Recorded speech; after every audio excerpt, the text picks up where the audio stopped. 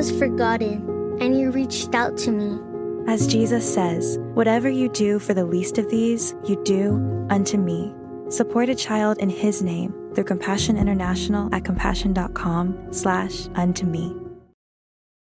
Did you know that skincare can start in the laundry room? All Free Clear is the #1 laundry detergent brand recommended by dermatologists, allergists, and pediatricians for sensitive skin. All Free Clear is 100% free of dyes and perfumes. It provides an effective clean that's gentle on skin while removing impurities like dirt and body oil without leaving irritating residues. Plus, All Free Clear Liquid is Safer Choice certified by the U.S. EPA. For a clean you can feel good about, all you need is All Free Clear. Welcome to our paranormal afterlife.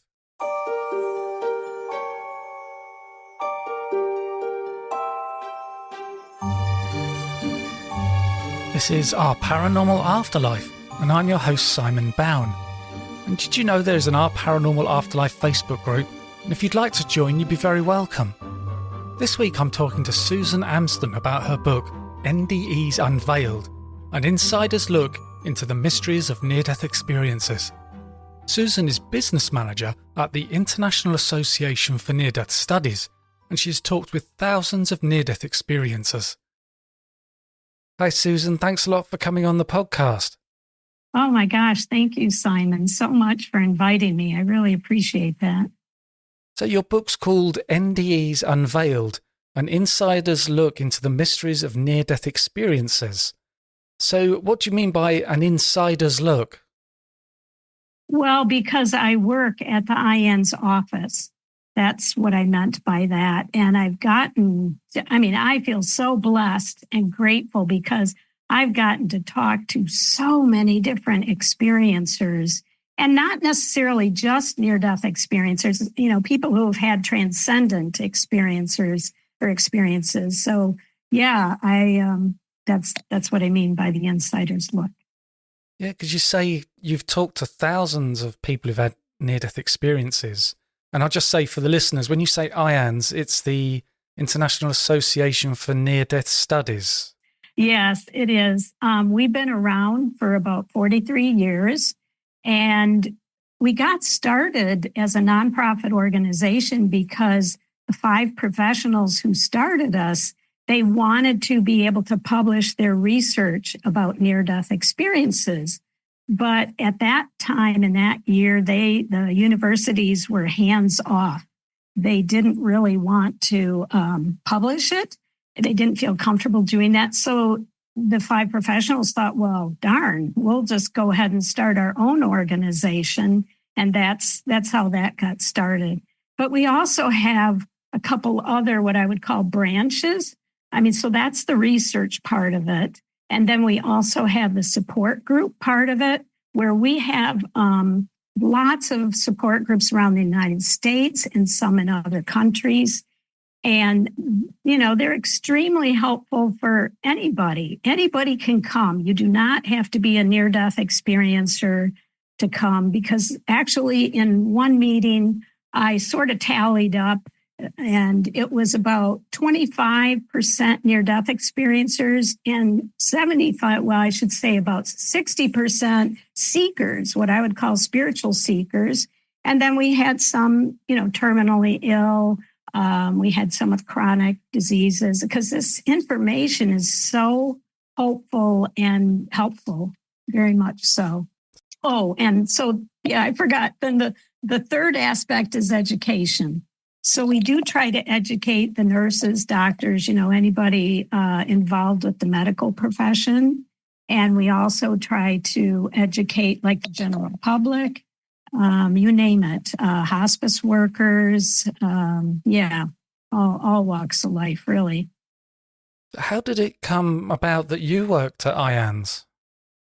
Okay, well, I feel like it's a little bit of a long story. Like back in 2003, I was going through a difficult time in my life, and I was debating about whether to leave a 31-year marriage, but I didn't really feel comfortable. I felt like, I've made my vows, I need to stick with them. And so what happened is I started looking online for things about atheism because at the time I was married to an atheist and I was trying to understand it better. And I saw IANs. There was, a listing for them, and they were going to have a group meeting in Chicago at, in a couple of months. And so I went there, although they do have a monthly, and I lived in Michigan at the time. So I drove the 5 hours one way to go to this meeting to hear Howard Storm, who's a very famously known near-death experiencer who has started out as distressing but ended up very positive. And, then I was hooked after I heard him. And my 2 sons had come with me too, and they thought it was fascinating. So anyways, then I was, trying to learn from them, from the near-death experiencers. I kept going just about every month and always learning so much. And also what happened is I decided to ask the near-death experiencers, how can I feel that unconditional love that you feel? And how can I hear that divine wisdom you hear? And it was unanimous. They all told me meditation, practice meditation.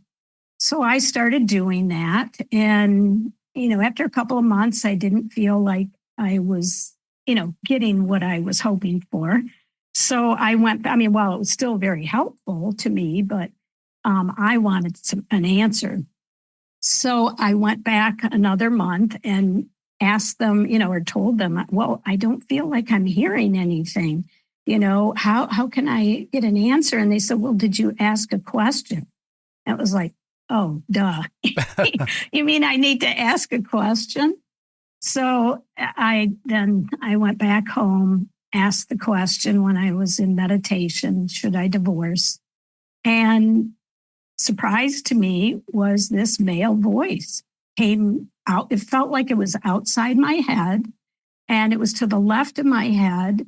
And it said, do you have a marriage? And at first I was like, I kind of got a little indignant and I was like, well, yes, I've been married for 31 years. And, but the voice never argued with me. It never told me what to do. And as I, thought about that, it was like, oh, yeah. Just because we sign a piece of paper, a marriage certificate, that doesn't necessarily mean that we always have a quality marriage. So then this decision that I had agonized over for 2 years became very easy to decide what to do. So, yeah. And so as I started going to the Chicago Alliance meetings for several years, I ended up taking an early retirement from the corporation I was working at because I didn't feel like I should be making this corporation richer. And so I took the early retirement. I ended up moving to Tucson, Arizona. And that was another thing. I, then was learning to trust the voice or images. I later found out I tend to get clairvoyant images more. That's my predominant way, whereas other people's way can be, a whole bunch of different things. Either maybe you might feel it in your body, maybe you might hear the auditory, different things like that. And so anyways, moved to Tucson and there with another guy, I started a Tucson support group and a Phoenix support group, IANS groups. And that was just so wonderful to me. I finally found like I was following my passion.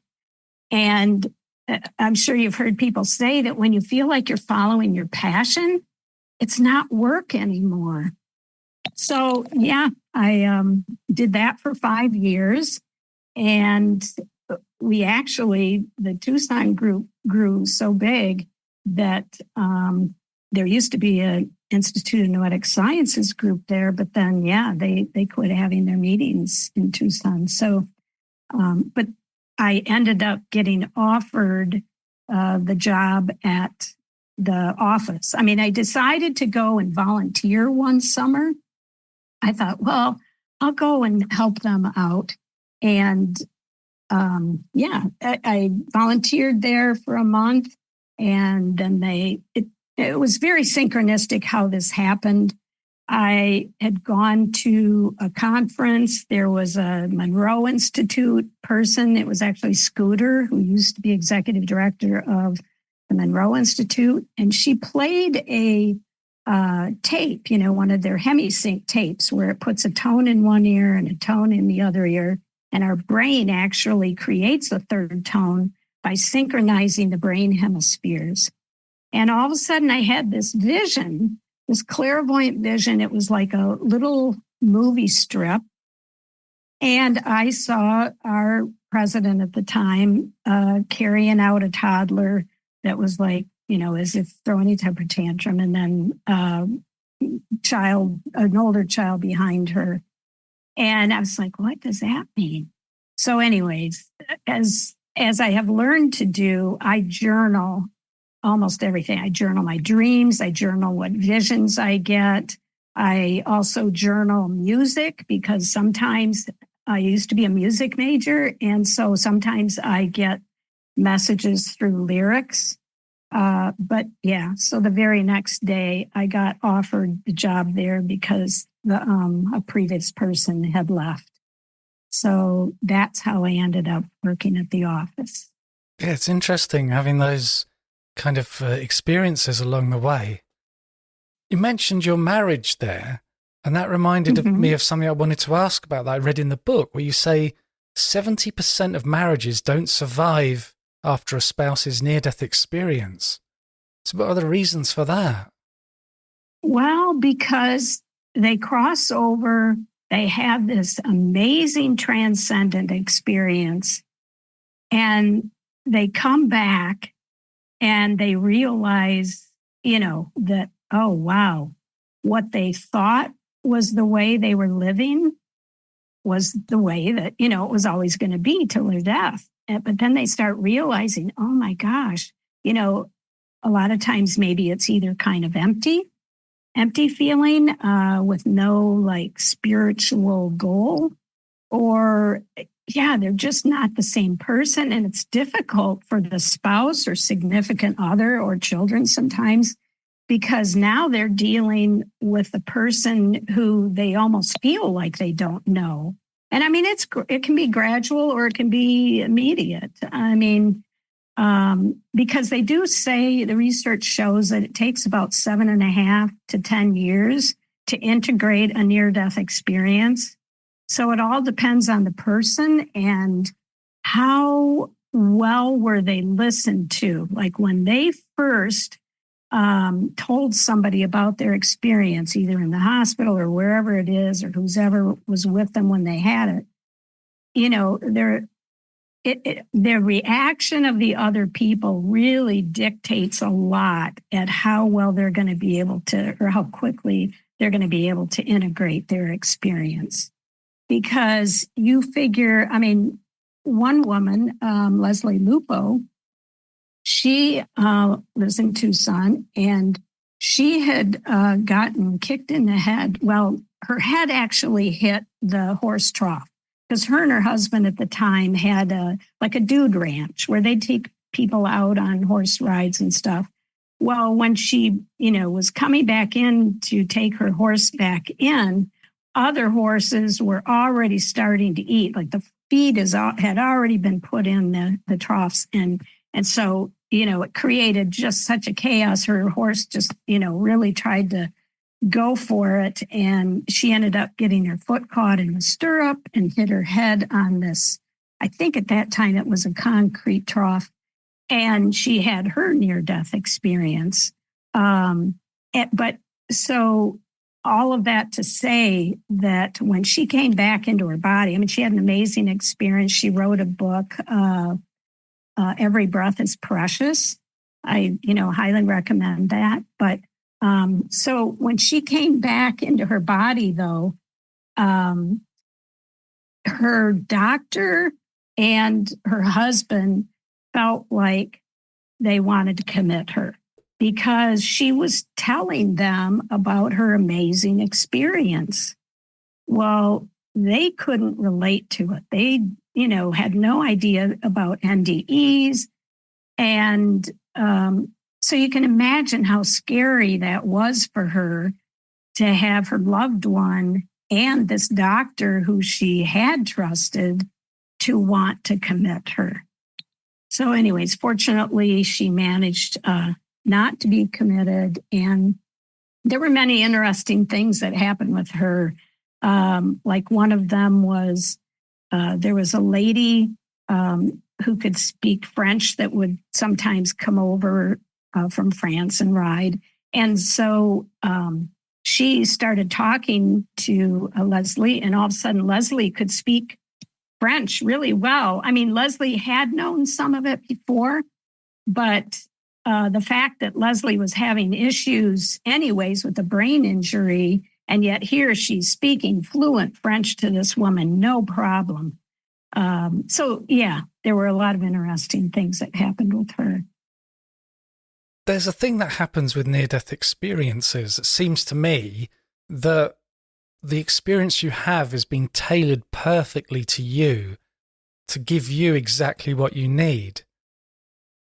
Do you think that it's kind of picked out of your subconscious, or it's perhaps something more spiritual, like spirit guides know you so well, they know exactly what you need? Well, I think it starts out maybe as subconscious, but I do think that the other side, is definitely intelligent, and they are, trying to give you what you need at the time. And, and that can be anywhere from really joyful, great experiences to sometimes, they may feel like they're having a little less than a great experience. But yeah, it seems like I think most NDEers feel like it's a gift afterwards, that they are grateful for it, but it does take a lot of adjustment. And especially if they had any physical issues, trauma, due to how their NDE happened, that takes a while to come back from that and heal themselves. But yeah, so many of them come back with gifts like healing, like knowing things, having psychic flashes. There's all kinds of gifts that they can have. And that's a whole nother deal to work with and adjust to. Yeah, I was going to ask you about after effects, which ones you may have heard of. I've heard also that synchronicities, really powerful ones, can show up. Yes, and I think that's because they're now more aligned with the universe. They're now more aligned with their soul purpose and why they originally came here to have this lifetime. So yes, and I think, even meditators who have not had an NDE can start to have some of the beneficial after effects, especially if they're listening to near-death experiences. And that was part of the results that Ken Ring had come to, was that, non-near-death experiencers can start experiencing some of the same beneficial after effects, like they'll lose their fear of death. They'll become much more sensitive to other people's feelings. They have more concern, about the care and welfare of other people. They are more altruistic and less materialistic. And he called it the benign virus, that non-near-death experiencers can catch, like the benign virus that is so wonderful because they start exhibiting some of these same after effects.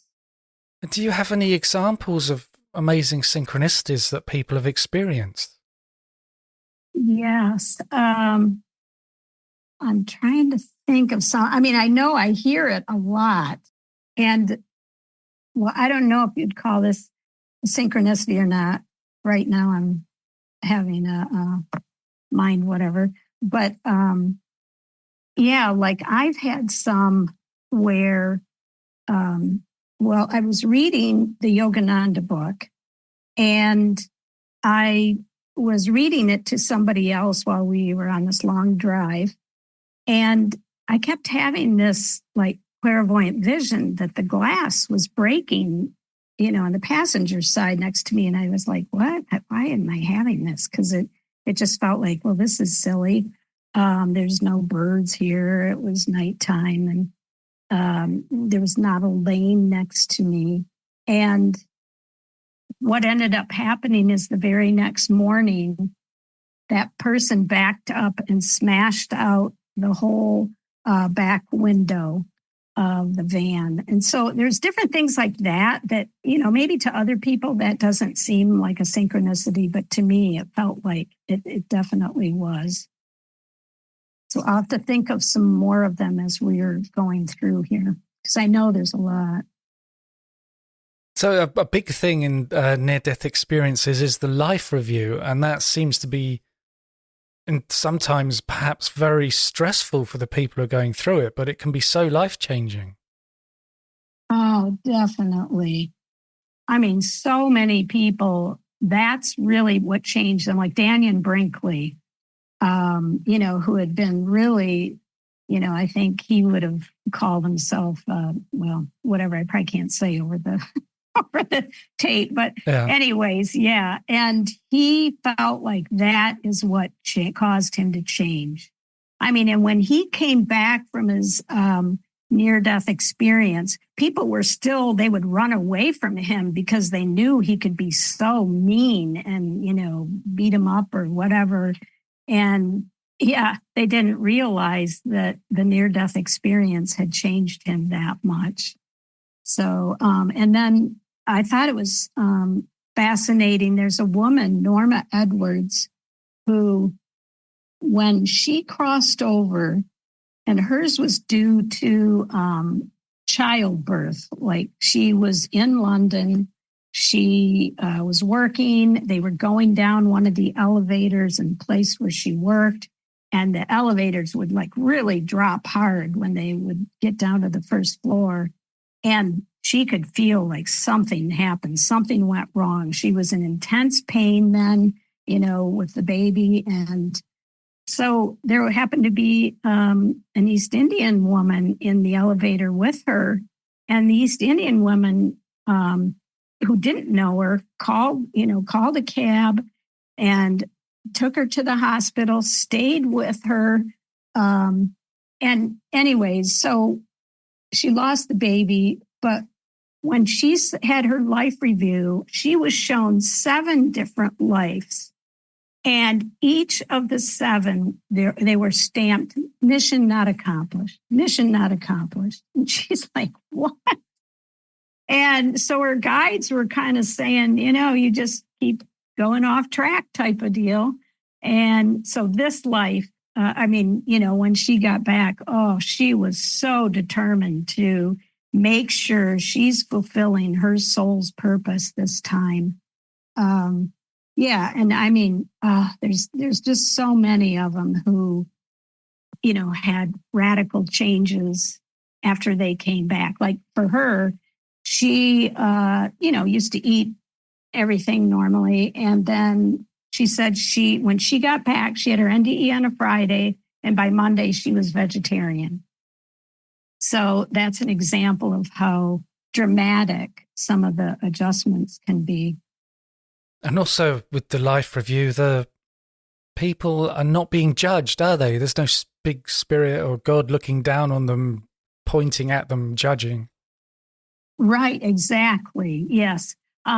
Because we set up these lives ourselves. I mean, we set these lives before we incarnate into a body. And it's to, have our souls grow more or have experiences. And yeah, so that's, it kind of depends. And that's why, we aren't to judge anybody else's life, because how do we know what things they decided to come into this life to experience? for the rest of humanity's growth, for growth of consciousness, overall consciousness. And and it really makes me think too. So, they claim like there's 1 in 20 that have had a near-death experience. And that's really only counting adults. I mean, if we counted children, who knows, it probably could be more than 1 in 10. And when you think of, okay, let's say 10 people that how many have told you their near-death experience? And if the person hasn't had any tell them, then think of, well, why not? I mean, am I non-judgmental enough? And do I make people feel comfortable to share their experience? Am I a good listener? Do I react, negatively if I hear something that is just something that's unknown to me? So, I just hope everybody can try to encourage people that want to share their experience to not be judgmental. Before you had this interest in near-death experiences, before that first IANS meeting, did you have any knowledge of reincarnation? I didn't have any personal knowledge of reincarnation. I certainly, knew the term. I had heard of the Tibetan Book of the Dead and the Egyptian one. But yeah, I really didn't know what to make of it. I mean, and I think that's so true. If you haven't had an experience yourself, then it just isn't on your radar as much. But when I started meditating, then I had a few glimpses of what I later learned were past lives. And I think we can learn so much from that, because probably, we are carrying that energy into this lifetime. I mean, whether it's active or dormant or whatever.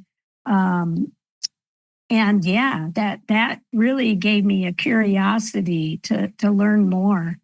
I had one where I saw myself, and I think it was around, the UK, and there was a Roman guard, and I felt like I had to kneel before this Roman guard.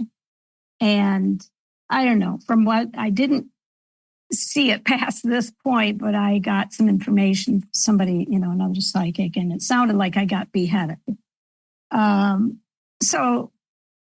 You can certainly see how maybe some of those things could carry into this life. Like, do I stand up to, I don't know, say really big, strong, dominant people, or, things like that.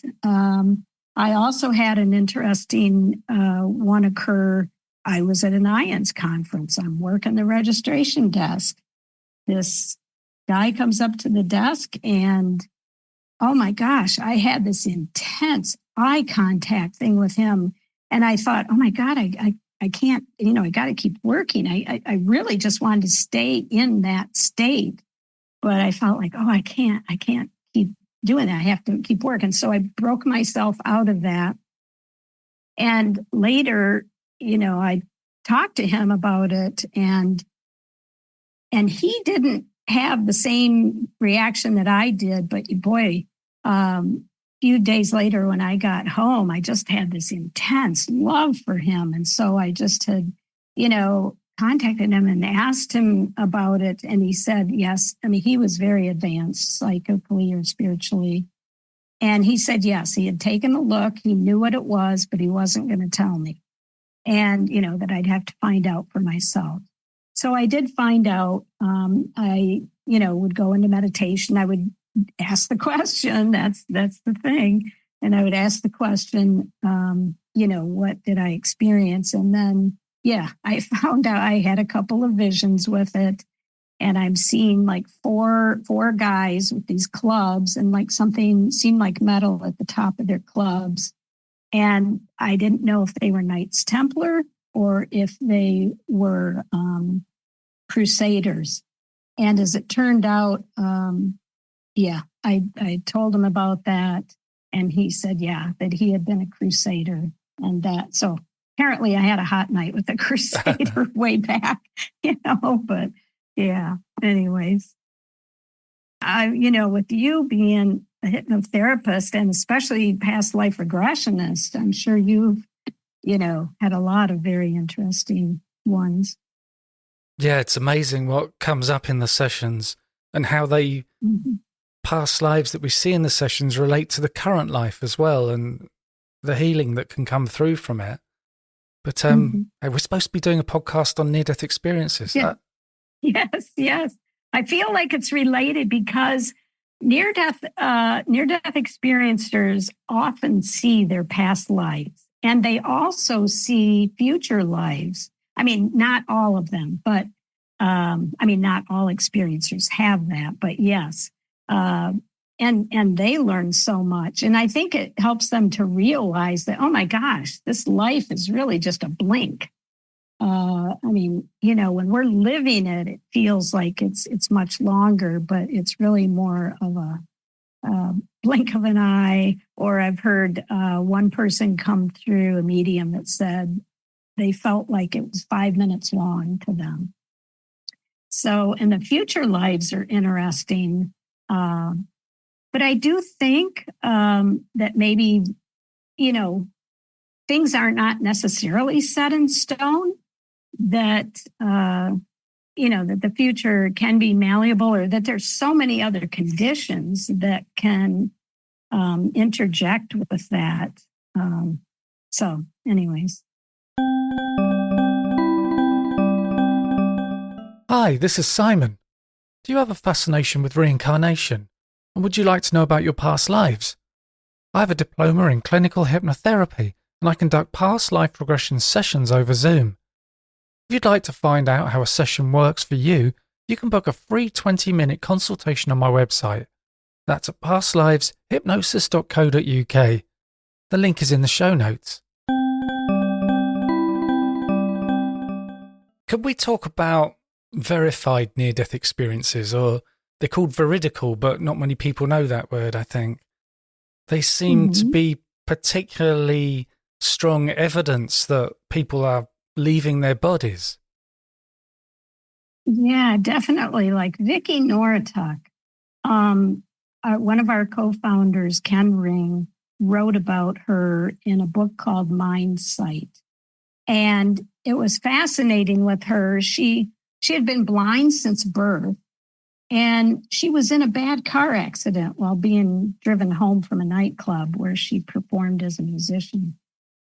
And as she said, the next thing she recalled, she's all of a sudden in Harborview Medical Center in Seattle, and she's looking down at everything.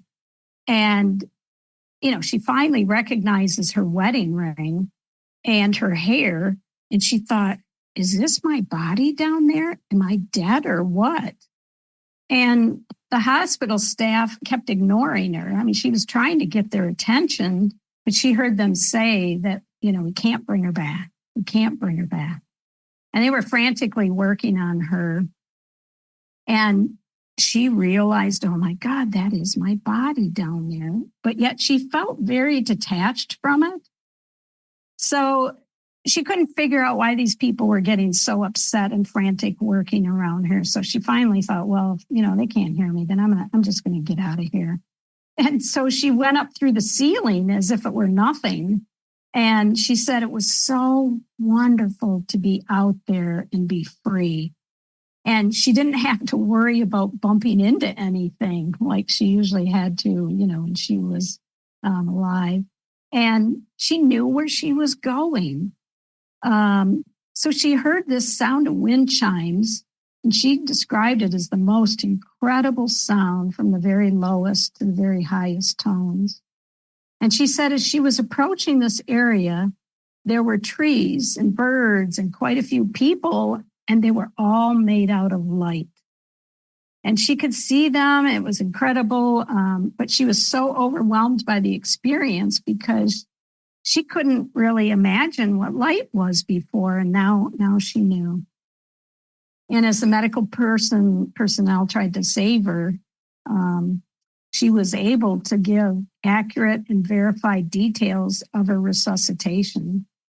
And when she was on the other side, she encountered two schoolmates who they had not only been blind, but they were also mentally compromised, and they had died years prior to her NDE. But she said they were no longer children, they were no longer blind, and no longer compromised. They were bright, healthy, and vitally alive. She also met up with two of her deceased caretakers, and they looked magnificent. So she experienced that. We also had like Viola Horton, who she had died due to a gallbladder surgery complication. And she's in bed, and all of a sudden she thought of her sister, and immediately she's at her sister's house, and she could see that her sister was coming home from grocery shopping. She knew what she was wearing. And also, as Viola experienced more into the other realm, she learned there was this guy that came up to her, and he said that he was her brother.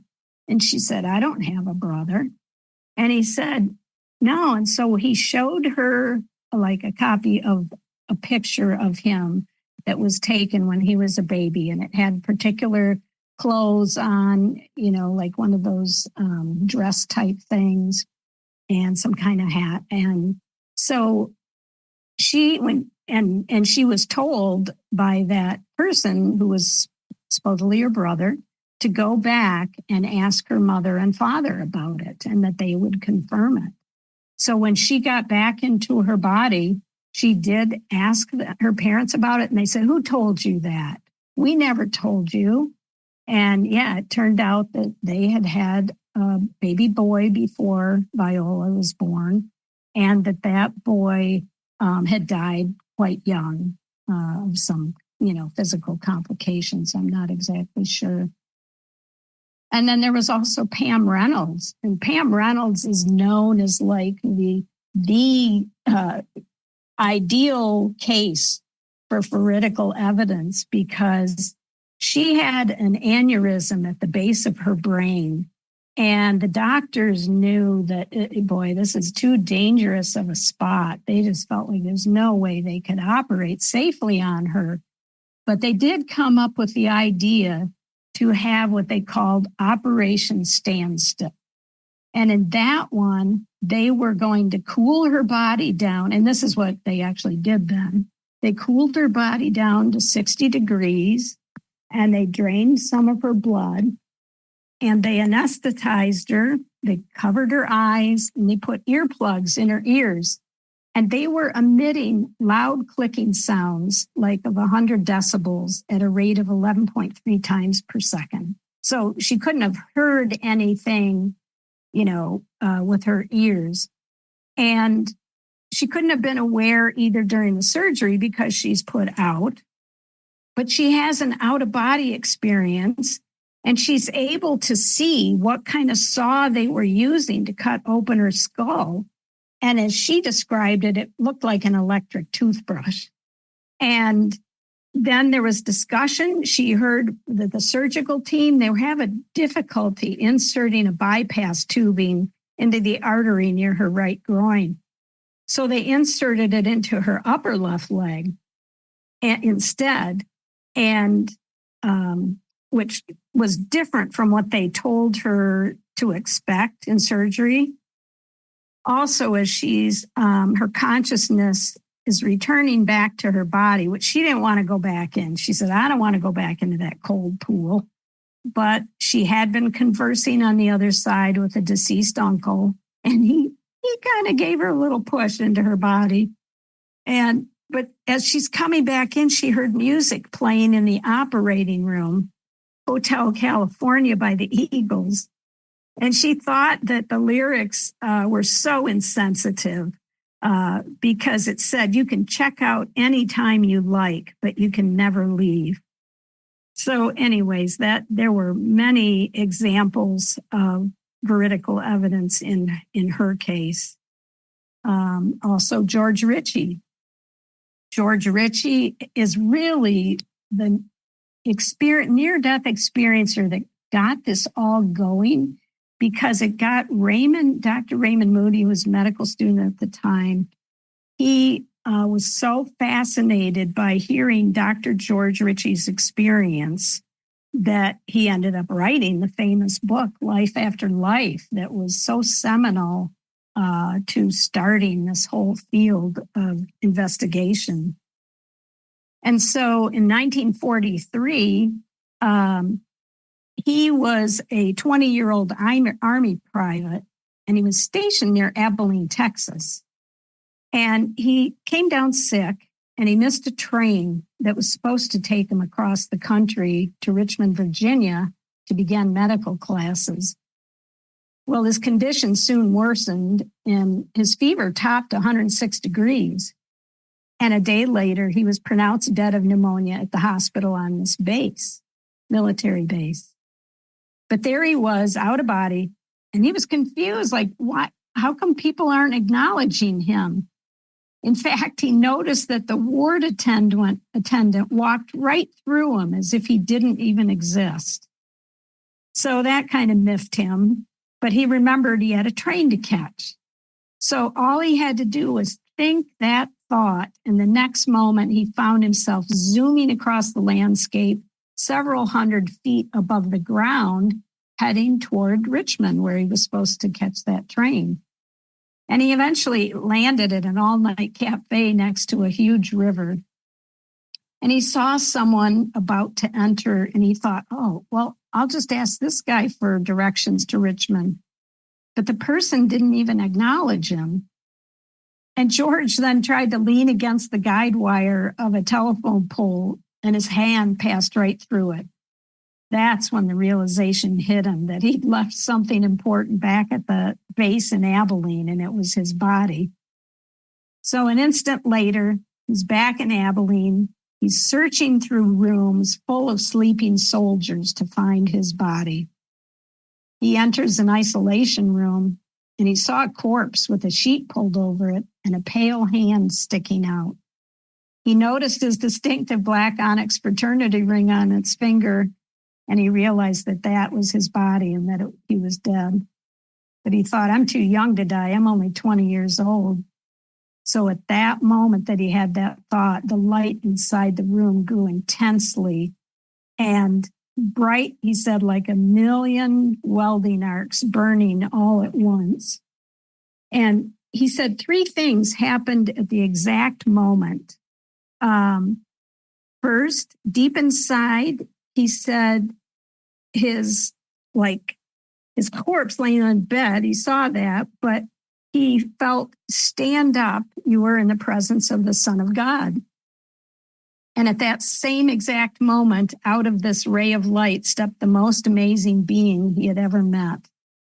And the hospital walls disappeared. So he was pronounced dead, but as he's talking to this being, the being asked him, what have you done with your life? And he says, well, I'm an Eagle Scout. And this being shot back, that glorified you. So he asked him the same question again. What have you done with your life? And he was commenting that in that realm, you can't think one thing and say another. Like you can't, bluff people.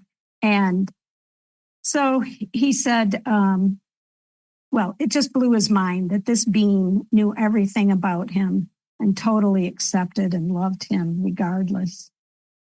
So Jesus took him on a tour of the realms of life and the afterlife.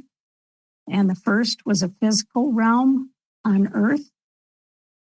And in the second realm, humans were in spiritual form, but they were just observing life here. And some of them weren't even aware that they weren't alive. They craved the same things that had tripped them up in physical life, like smoking, drinking, fighting, and so on. Well, George witnessed a man in the physical realm pass out drunk. And this lost soul entered him, that man, through the crown of his head, feeding on feeling his drunken stupor. In the third realm, George witnessed people attending advanced centers of learning, and they were like similar to universities, and they were continuing to pursue their intellectual interests. They were helping to advance human knowledge from the other side. And George gave a specific example that he had walked across a catwalk, and there was a large spherical structure suspended over a tank of water. And when he came back into his body, and he became a psychiatrist, which I thought was interesting, but 9 years later, he saw an article in the December 1952 issue of Life magazine, and it described the plans for a spherical building that they were going to house an atomic submarine engine prototype in Schenectady, New York. So here he had veridical proof by seeing this magazine years later. And he did say that there was a fourth realm of sheer light where enlightened beings dwelled. And he thought it must be what the Christian scriptures he'd read meant by heaven. But George found himself back in his body in this isolation room, and 9 minutes had passed since he'd been pronounced dead. And, well, the doctor injected a shot of adrenaline into George's heart. That's what miraculously started it up again. And George was also able to, besides this Nautilus control panel that he also saw, George was able to find that all-night cafe that he had visited, where he had, tried to lean against the telephone, pole wire, and it turned out it was in Vicksburg, Mississippi, right next to the Mississippi River. One of the things about it is that was 1943, wasn't it? Way before the modern sort of thing of knowing about near-death experiences. Exactly. And because Raymond Moody didn't write his book, it wasn't published until 1975. And so because Raymond Moody heard George Ritchie's experience when he was a medical student, that's what caused him to ask for other people, if they'd had experiences similar, and that's how he ended up writing that book. And I should tell you too, I didn't learn for 40 years that my mother had a near-death experience. She had it, we figure, around 1964. And my brother said, well, I thought you heard her tell us. And I said, no, because I would have been 9 and he was 13. And she came home one day, and she had been bleeding out both ends. And so she had to stay in the hospital, and really, which caused my brother and I to be living on our own for a week, which nobody knew. But anyways, so she came home and told him that she had been in the hospital. She had floated up near the hospital room ceiling, and she was looking down at her body, watching the doctors trying to restart her heart. And all of a sudden it dawned on her, wait a minute, how can I be out of my body looking down at myself? And that's all he could recall. But here, that's 1964, before the 1975 book of Raymond Moody. And I just think that's fascinating. So whenever anybody says, people are probably just describing what they've heard YouTube say and about near-death experiences, but obviously in her case, no. I mean, because she didn't even have that term, near-death experience. I mean, and that's why I think it took a while for him and I to connect on that. I was just happened to tell him one day, wow, I don't know why I'm so interested in these near-death experiences, but they're really helpful to me in how I live my life. And, I feel like they're very good guidance. And and I think that's why then all of a sudden it dawned on him to tell me that. Because, she didn't use that term, near-death experience. I wanted to talk to you about this thing of people sort of going up a tunnel? Because I thought if you've talked to so many people who've had near-death experiences, there was a couple of things I wanted to ask you. One is, I think there's a common misconception that every single person who has a near-death experience has the tunnel. No, it's not. It's not right. And PMH Atwater, one of the researchers, I forget right now what percentage she said, but yeah, it's a smaller percentage than what. I think because it's easy for the media and movies to portray, tunnels. I mean, that's a good way of them metaphorically trying to get people to realize, oh, okay, this person's, going on to death. And but it's not necessarily true. And Alan Kelly here, he studied a lot of different, groups of people, even some like primitive groups. And a lot of them, like in the Far East, they don't usually talk about a tunnel. I mean, possibly they might talk about going out a window. But there's a lot of different descriptions. I think it's just the media has convinced everybody that that's the way. I mean, it does sound like the light oftentimes will start looking like a pinprick of light, and that they are going towards it, that they do feel a sense of movement towards it. But I've had, like one of the experiences my psychic teacher had was he felt like he got sucked up into a tube, or via a tube. So there's a lot of different ways. And interesting too with Alan Kelly here, when he was talking about primitive groups that he had studied, he said they didn't seem to have life reviews. And he thinks it's because in their primitive society, they worked as a group. I mean, it wasn't like they had all of this individual ego stuff. They were the group together as like a one unit. So they didn't usually have life reviews or things like that. But I did have an experiencer tell me this was kind of different. Well, and then there's Mellon Thomas Benedict. Well, he used to be Thomas Benedict, and he had been an artist, and he had been raised with a Catholic background, but he ended up, when he was a young adult, not feeling that he adhered to a Catholic religion or anything.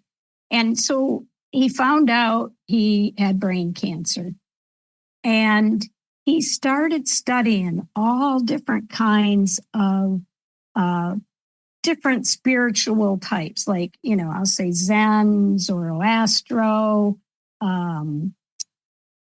Buddhist, other different religions, probably Muslim. And so when he started to cross over, he was the first person I had heard that said, stop. He started to go through a tunnel, but he said, stop. I want to ask some questions, about this. And so the light let him stop. And he said, to remember that we are in control of our life after death experience. You're not on a roller coaster ride. And he said, so his request was honored, and he had some conversations with the light. And he said the light kept changing, here, into different figures like Jesus, Buddha, Krishna, mandalas, archetypal images, and signs. And he asked the light, what is going on here? Please, light, clarify yourself for me. I really want to know the reality of the situation. And he said, well, it wasn't exactly words because it's more of a telepathy that's used there. And he said he learned from the light that our beliefs shape our life after death experience. And it was like, he said, whether you're a Buddhist, Catholic, Muslim, Jewish, atheist, etc., you get a feedback loop of your own stuff. But he did say, you have every right to stop and examine it, but most people choose not to. And he did also see another revelation was that he saw his higher self matrix. And he said, we all have a higher self or an oversoul part of our being. And it revealed itself to him in its truest energy form. And he said, the only way I can describe it is that the being of the higher self is more like a conduit. It's a direct connection to the source that each and every one of us has. We are directly connected to that source that way. And he was, let's see, I was trying to see if there's anything. Oh, yeah. So I wanted to finish saying he understood what the higher self matrix is. And he said, we have a grid around the planet where all the higher selves are connected. And he said, it's like a great company, a next subtle level of energy around us, the spirit level, you might say. But at that point, he really wanted to know what the universe is about. And then he felt ready to go, or, safe enough to go. And he said, okay, I am ready. Take me. So then the light, he said, turned into the most beautiful thing he had ever seen. And it was a mandala of human souls on this planet. He said, after journeying away from the earth, he kept going and going until he finally reached the void. He said, which existed before the Big Bang and continues to exist in all of the empty space inside and between atoms. He ended up adding Mellon to his name. So he ended up being called Mellon Thomas Benedict because Mellon was the name of his higher self, the same entity known as the Oversoul. Well, when he came back into his body, his brain cancer was spontaneously healed. And he felt that the disease was a reflection of his negative thoughts and belief that humans were a cancer on the earth. And boy, for years, his CD called The Spirit of Gaia, the talk that he gave in 2012 at the IANS conference in Scottsdale, Arizona, was one of the highest selling, CDs of that time. We've been talking about your book. It's called NDEs Unveiled, an insider's look into the mysteries of near-death experiences. And people can get that on Amazon, can't they? Yes. And I wanted people to know that I am I'm going to get choked up now. Oh. I am so grateful to the near-death experiencers for how they have improved my life and for what I've learned from them. Because think of how brave they have to be to share their most vulnerable moments with, the public. And so I'm donating all of my proceeds back to IANS. So I'm not keeping any of it. And I just wanted people to know that. Well, that's amazing. And could you let people know the IANS website? Yes, it's iands.org, O-R-G. Or the online groups is at isgo.ians.org. So it's isgo.ians.org. Great. Mm-hmm. Well, thanks a lot for coming on the podcast. It's been fascinating. Oh, thank you so much, Simon. I really appreciate it. And yeah. This week I was talking to Susan Amsden about her book, NDEs Unveiled, an insider's look into the mysteries of near-death experiences. And if you want to hear the rest of this amazing interview, you can sign up to Patreon. You can become a patron by going to patreon.com/Our Paranormal Afterlife, or click on the Patreon button on my homepage at pastliveshypnosis.co.uk. The links are in the show notes. When you sign up for $6 a month, you get an extended episode every week. For $3 a month, you get an extended episode every month. The Patreon episodes are ad-free and released 2 days before the free versions. And please check out my other podcast. It's called the Alien UFO Podcast, and I release new episodes on Mondays. I also have a tier in the Our Paranormal Afterlife Patreon campaign, where for $13.50 a month, you can get the Alien UFO podcast extended episodes every week, as well as the Our Paranormal Afterlife extended episodes. And including those two podcasts, there are now more than 100 extended episodes available in the back catalogue. And there is an Our Paranormal Afterlife Facebook group, and if you'd like to join, you'd be very welcome. And if you enjoy the podcast, please leave a review and be sure to subscribe on Apple Podcasts, Spotify, or via your favourite podcast app to make sure that you don't miss out on any episodes. And thanks for listening.